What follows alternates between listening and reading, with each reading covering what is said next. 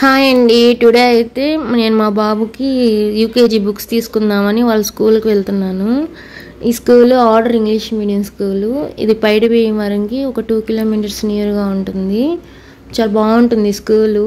ఎల్కేజీలో మా బాబు జాయిన్ చేసినప్పుడు ఈ స్కూల్లో మెయిన్ థింగ్ నాకు నచ్చింది ఏంటంటే వాళ్ళే వీక్లీ వన్స్ కాల్ చేసి మనల్ని అడుగుతారు ప్రోగ్రెస్ ఎలా ఉంది మేడం, బాబు ఇంప్రూవ్మెంట్ ఎలా ఉందని.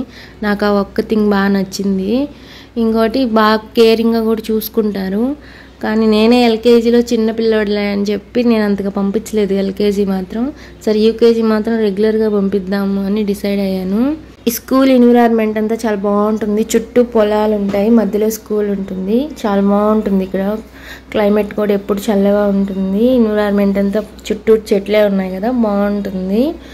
అండ్ కన్స్ట్రక్షన్ జరుగుతుంది. పిల్లలు స్ట్రెంగ్త్ పెరిగింది అని బాగుంటుంది స్కూలు. మీరు మీ పిల్లలు నియర్ ఎక్కడైనా ఉంటే ఈ స్కూల్లో జాయిన్ చేయండి, బాగుంటుంది.